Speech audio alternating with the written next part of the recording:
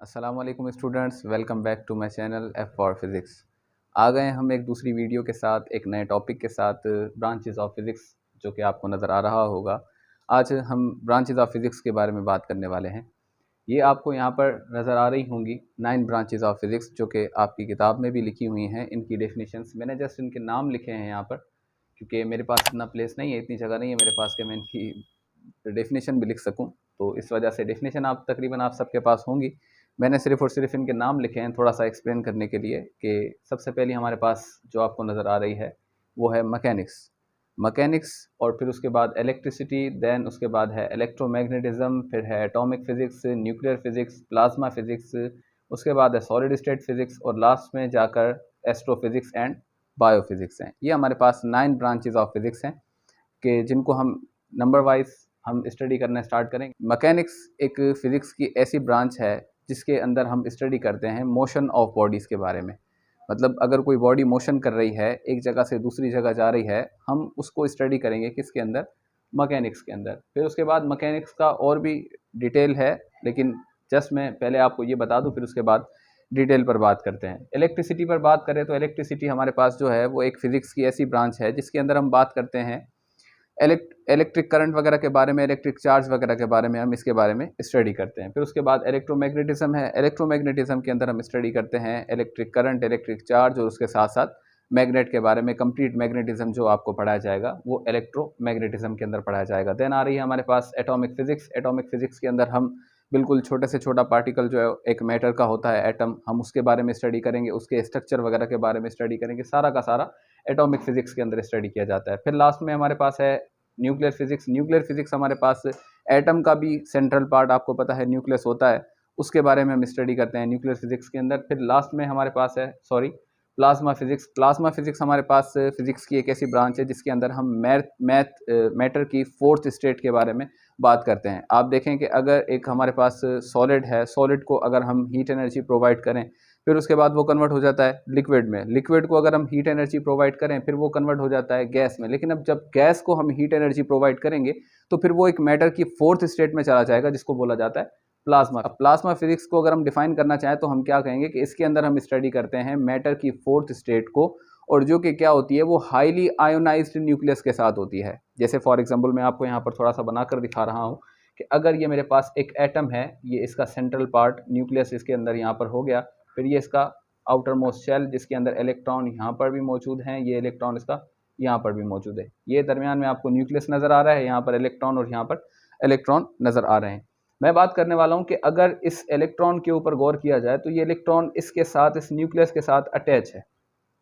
ऐसा ही है, ये इलेक्ट्रॉन इस न्यूक्लियस के साथ अटैच है, और ये दूसरे वाला इलेक्ट्रॉन जो कि आपको नज़र आ रहा है, ये वाला इलेक्ट्रॉन भी इस न्यूक्लियस के साथ अटैच है। यानी कि न्यूक्लियर पावर के साथ ये इलेक्ट्रॉन अटैच है। ये न्यूक्लियस नहीं चाह रहा कि ये इलेक्ट्रॉन मुझसे दूर जाएं, लेकिन जैसे ही इन इलेक्ट्रॉन्स को, इस इलेक्ट्रॉन को और इस इलेक्ट्रॉन को बाहर से अगर कोई एनर्जी प्रोवाइड करेगा, यानी कि बाहर से अगर जैसे कोई एनर्जी मिलेगी, जैसे फॉर एग्जाम्पल भाई यहाँ से इनके पास एनर्जी आ रही है, मैं कुछ यहाँ पर आपके सामने लिखने वाला हूँ कि ये एनर्जी इन इलेक्ट्रॉन्स को मिली, इस इलेक्ट्रॉन को ये एनर्जी मिली, और ये इलेक्ट्रॉन क्या ज़्यादा पावर वाला हो गया, ज़्यादा एनर्जी वाला हो गया। अब इसके पास इतनी टेंडेंसी है कि ये इस न्यूक्लियस के साथ लड़ के खुद को अलग कर सकता है, और करेगा भी ऐसा ही।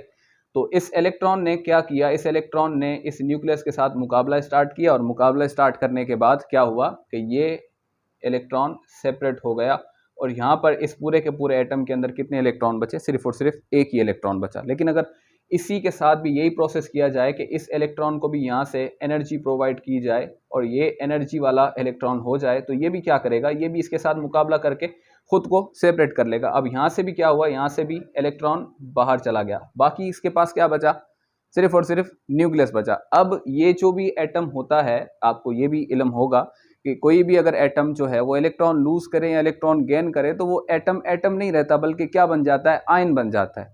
अब अगर आप देख रहे हैं कि इस एटम के अंदर ये दोनों इलेक्ट्रॉन जो कि पहले इसके पास थे, हम इसे एटम बोल रहे थे, लेकिन अब इसके पास ये इलेक्ट्रॉन नहीं है, तो अब ये एटम नहीं रहा, बल्कि क्या बन चुका है? आयन बन चुका है। इसको हम क्या बोलेंगे? इसको हम बोलेंगे highly ionised atom. Highly ionised atom,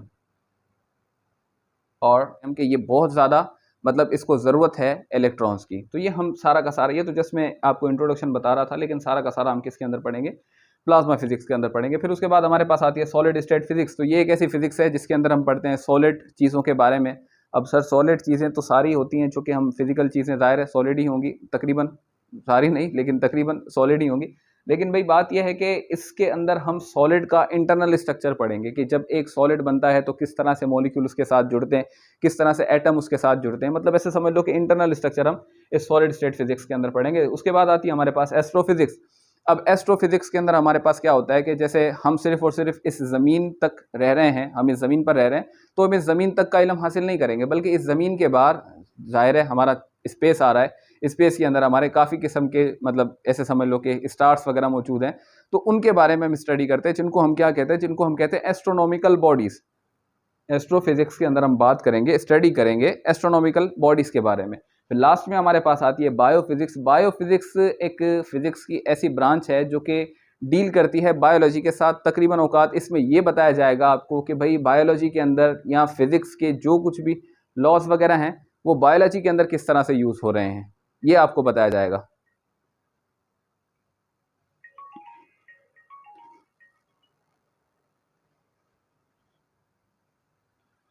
ये आपको बताया जाएगा बायोलॉजी बायोफिजिक्स के अंदर कि बायोलॉजी के अंदर फिजिक्स के लॉस वगैरह कैसे यूज़ हो रहे हैं। मैं मिसाल देता हूँ, जैसे फॉर एग्जांपल आपने फिजिक्स का एक बहुत फेमस लॉ ये देखा होगा कि अगर मैं आपके सामने कुछ ऐसे बनाऊं कि ये एक सपोर्ट है और यहाँ से कुछ इस तरह से ये एक लीवर आ गया, इसको क्या बोला जाएगा, इसको लीवर बोला जाएगा, और इस लॉ को भी लीवर लॉ ही बोला जाता है। और ये क्या हो गया, ये फिलकर्म हो गया,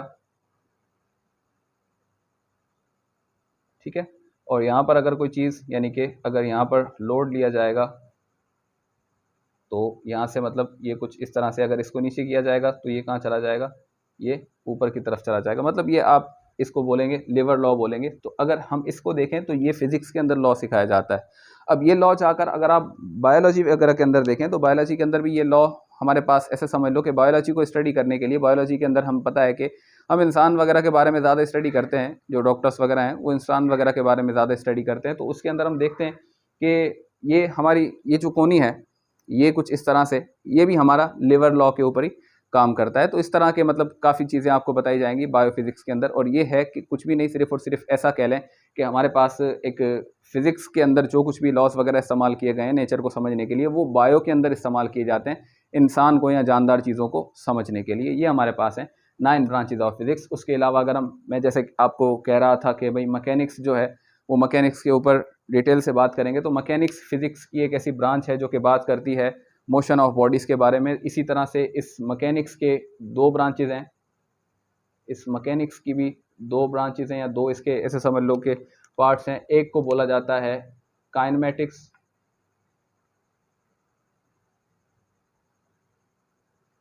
और दूसरे को बोला जाता है डायनामिक्स। अब काइनेमेटिक्स जो भी है वो भी ज़ाहिर है मोशन के बारे में स्टडी करेगी, और जो डायनामिक है वो भी मोशन के बारे में स्टडी करेगी, लेकिन इन दोनों में फ़र्क ये हो गया कि हम इस काइनेमेटिक के अंदर उस मोशन के बारे में स्टडी करेंगे। अच्छा चलो मैं आपको मिसाल देता हूँ कि अगर जैसे फॉर एग्जांपल भाई यहाँ पर मेरे सामने कुछ है, मैं इसको कुछ भी है, चलो कोई अगर चेयर मेरे पास पड़ी है, कोई अगर कार है, ये मोशन कर रही है, हम देख रहे हैं ये मोशन कर रही है। मैं बात कर रहा हूँ किसकी, काइनेमेटिक्स के बारे में मैं बात करने वाला हूँ कि भाई अगर हमारे सामने कोई भी चीज़ मोशन कर रही है तो हम क्या करेंगे, हम उसके मोशन को देखेंगे, हम ये नहीं देखेंगे, इस पर फोकस हम नहीं करेंगे कि मोशन क्यों कर रही है। अब ये तो आप लोगों को पता ही है कि भाई जाहिर है कोई भी चीज़ मोशन कर रही है तो फोर्स के साथ ही मोशन करेगी, लेकिन इस काइनेमेटिक्स के अंदर हम फोर्स को नहीं देखेंगे। वो फोर्स को जब देखेंगे तो वो हम किस में देखेंगे, डायनामिक्स के अंदर देखेंगे। लेकिन इसके अंदर हम क्या देखेंगे, इसके अंदर भाई ये मोशन किस तरह से कर रही है, यानी कि डिस्टेंस कवर कर रही है कि डिस्प्लेसमेंट कवर कर रही है, स्पीड कितनी है, वेलोसिटी कितनी है, ये सारी के सारे टर्म्स वगैरह जो कुछ भी हैं ये किसके अंदर हम देखेंगे, काइनेमेटिक्स के अंदर देखेंगे। लेकिन यहाँ पर जो डायनामिक्स लिखा हुआ है इसके अंदर हम देखेंगे कि अगर कोई बॉडी मोशन कर रही है तो इसका रीजन क्या है, क्यों मोशन कर रही है। यानी कि ऐसा हम कह सकते हैं कि इस काइनेमेटिक्स के अंदर हम जस्ट फोर्स की इस काइनेमेटिक्स के अंदर हम जस्ट मोशन की मैथमेटिक्स पढ़ेंगे, मोशन की मैथमेटिक्स। मैं यहाँ पर लिख भी देता हूँ, इसके अंदर हम क्या पढ़ेंगे, काइनेमेटिक्स का जो मतलब ही है ऐसे समझ ले क्या हो गया, मोशन या मैथमेटिक्स ऑफ मोशन, मोशन की मैथमेटिक्स पढ़ेंगे कि भाई इसके अंदर speed, velocity, acceleration, distance, displacement, ये सारा का सारा हम काइनेमेटिक्स में पढ़ेंगे। लेकिन अगर डायनामिक्स की बात करें तो डायनामिक्स में हम किस चीज़ के बारे में पढ़ेंगे, हम फोर्स वगैरह के बारे में ज़्यादा पढ़ेंगे। भाई अगर आप किताब का, यानी कि जिस किताब को हमने स्टार्ट किया है अभी, अगर आप इसके चैप्टर्स के ऊपर ही देख लें तो आपको तकरीबन 3rd नंबर चैप्टर मिलेगा जिसका नाम होगा काइनेमेटिक्स। उसके अंदर आपको किसी किस्म का कोई भी फोर्स वगैरह के बारे में नहीं बताया जा रहा। लेकिन उसके बाद जैसे ही आप 4th नंबर चैप्टर पर आएंगे तो वो आपको बताया जाएगा डायनामिक्स का, और जिसका नाम ही है फोर्स एंड मोशन, कुछ इस तरह से उसका नाम है। तो हम ये बात कर रहे हैं कि हैं ये दोनों मैकेनिक्स, और इस मैकेनिक्स को ऐसे समझ लो कि क्लासिकल मैकेनिक्स भी कहा जाता है। ऐसे भी कहा जाता है कि ये फिजिक्स जो स्टार्ट हुई वो मैकेनिक्स से ही स्टार्ट हुई, इस वजह से मैकेनिक्स को बहुत पुरानी फिजिक्स कहा जाता है। और जो कुछ भी हम इस किताब में पढ़ रहे हैं ये सारा का सारा ऐसे समझ लें क्या है, मैकेनिक्स। ये हमारे पास कुछ ना कुछ इंट्रोडक्शन था ब्रांचेज ऑफ फिजिक्स का, जो कि आपके सामने था। अब इसमें से अगर कोई आपका सवाल वगैरह हो तो आप कमेंट्स में पूछ सकते हैं। और हाँ, प्लीज़ चैनल को सब्सक्राइब करिएगा, लाइक करें, शेयर करें अपने फ्रेंड्स के साथ।